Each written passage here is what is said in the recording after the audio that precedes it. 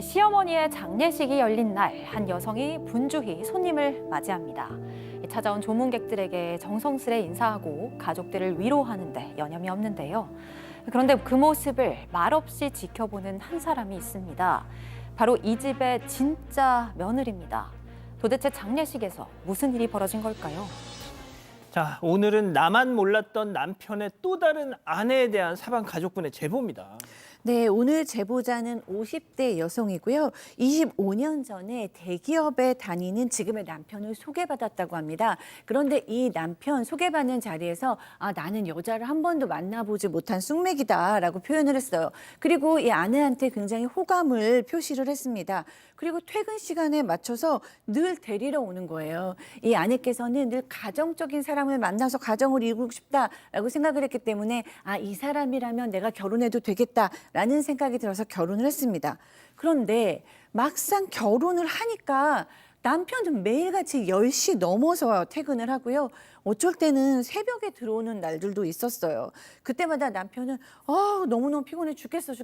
뭐 이렇게 얘기를 하고 스킨십은 늘 뒷전이었다고 합니다. 오죽했으면 아파트 이웃들 사이에서도 저 집 남편은 맨날 늦어 뭐 이런 소문까지 돌았다고요. 네, 맞습니다. 하필이면 또 이웃들이 좀 유별난 이웃들을 만난 거예요. 그래서 어느 날부턴가 이웃 아주머니들이 자꾸 제보자한테 그 집 남편 어제 또 새벽에 들어왔던데 새벽에 차 들어오는 거 봤다. 관리 좀 해야겠어. 진짜 야근하는 거 맞아? 이런 말씀을 하셨다고 합니다. 제보자는 무슨 상관이시냐, 야근 맞다라고 큰 소리를 치긴 했지만 마음 한켠이 계속 불편했는데요. 그러다가 어느 겨울날이었습니다. 남편이 또 새벽 3시가 넘어서 집에 온 날이었는데 제보자가 왜 이렇게 늦었냐고 물으니까 택시기사랑 싸움이 났는데 중간에 나를 그냥 내려주고 가버렸다. 차도 안 잡히고 2시간을 걸어왔다. 이렇게 이야기를 합니다. 그런데 한겨울이잖아요. 2시간을 걸어왔으면 몸이 꽁꽁 얼어 있어야 하는데 남편의 손도 따뜻하고 옷도 따뜻한 겁니다. 결국 제보자가 추궁을 하니까 남편이 사실 회사 동료들이랑 술을 한잔 했다. 여직원도 있었는데 유부녀다. 이렇게 털어놨습니다. 그 후에도 남편은 직장 동료라면서 누군가와 통화를 하고 문자도 주고받았지만 워낙 보안을 철저하게 해서 제보자가 확인을 할 수는 없었다고 합니다. 자, 그러다 최근 시어머니 상을 당하게 됐습니다. 그 자리에서 한 여성의 충격적인 행동이 포착됐죠. 당시 상황 들어보시죠. 회사 사람들이 거의 다 왔어요. 자기 동료들은 물론 여기저기다가 막 인사하고 다니고 자기들끼리 계속 이제 대화를 하더라고요. 그리고는 장례식 3일 내내 있는 거예요. 시아버지까지 막 끌어안고 근데 저한테는 인사도 제대로 안 하고 무시하는 거예요. 너무 투명인간 취급하는 것 같고 자기들끼리 계속 이제 수근대더라고요.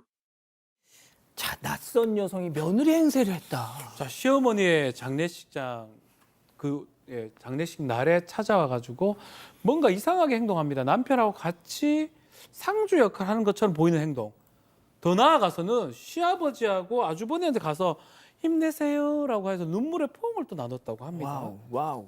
조문객들한테 가서 음식 필요한 거 더 있어요? 드릴까요? 치워주세요? 등등의 행동도 했고 이상하다 싶었는데 이 제보자한테 전혀 인사를 하지 않고 눈도 안 마주치고 오로지 남편만 챙겼다고 합니다.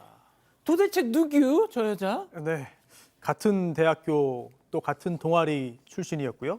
또 면접 스터디도 같이 해가지고 같은 대기업에 붙어가지고 지금까지 한 회사에서 계속 근무를 함께 했습니다. 알고 봤더니 이제 당시 동아리에서 유일한 여성이었어요. 그리고 또 외모도 호감형이었고 그래가지고 남자들이 주변에 많았는데 그 중에서도 가장 오래됐던 남성 멤버가 바로 이 남편이었다는 것이죠.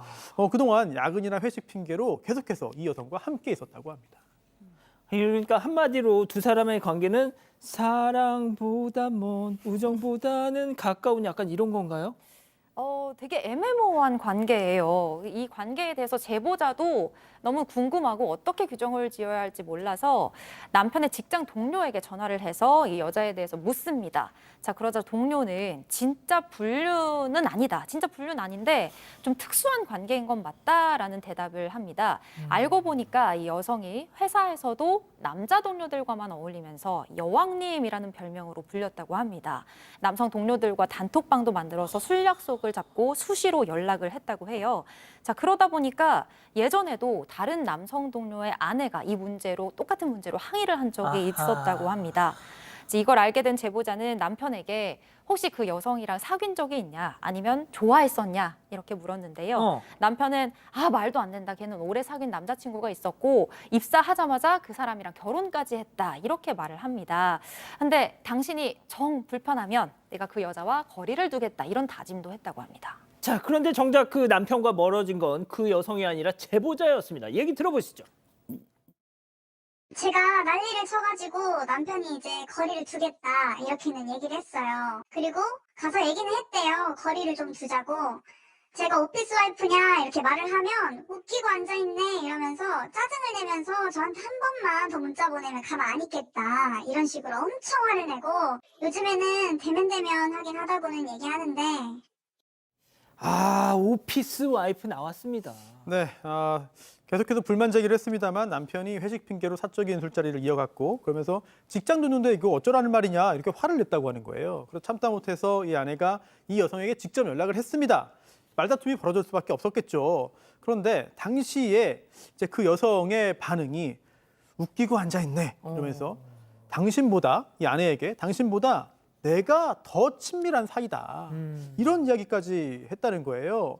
그래서 이 여성이 그 후에 이 제보자의 남편에게 당신 와이프 정말 이상하다 그러면서 이혼을 권유했다고 하고요. 남편은 오히려 이 제보자에게 도대체 왜 연락했냐면서 화를 내고 있는 상황입니다. 박 변호사님, 이 오피스 와이프, 허즈번드 이거 진짜 요즘 난립니다. 이게 뭐 오피스 와이프인지 허즈번드인지 그 확인은 지금 안 되는 상황 같긴 해요. 예. 그럼에도 불구하고 두 사람 다 선을 넘고 특히 남편 잘못이 매우 커 보이는 것 같아요. 이게 납득할 수 없는 행동들을 계속 반복해서 하는 거거든요. 전화하지 말 아내의 요청이 이게 부당한 요청이 아니고 당연한 요청으로 봐야 되는데 오히려 화를 내기도 하고 그렇기 때문에 저는 좀 아내가 남편한테 더 좀 강요를 하든가 좀 얘기를 좀 더 해야 되는 거 아니냐 이런 생각이 좀 듭니다. 자, 손 변호사님도 짧게요. 네, 상대 여성의 반응이 사실 좀 상식적으로 납득하기 힘든 것이기 때문에 앞으로 좀 너무 티를 내기보다는 뭔가 좀 증거를 좀 찾기 위한 노력을 하는 것도 하나의 방법이 아닐까 하는 생각도 듭니다. 자, 교수님.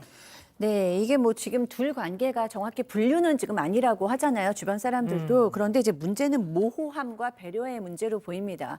모든 것이 지금 모호하고 가장 친한 친구라 그러고 동료인데 20년 이상을 아내한테 얘기를 안 했다는 거죠. 아내는 당연히 궁금증과 불안과 서운함이 올 수밖에 없어요. 상황을 안 이후에도 사과를 하거나 큰 노력을 안 하니까 아내는 이 불륜에 대한 문제 더하기 인간적으로 배려를 받지 못하는구나라는 생각이 들 수밖에 없죠. 박 변호사님 얘기하신 대로 이거는 남편이 정말 나서야만 해결이 될 것 같아요.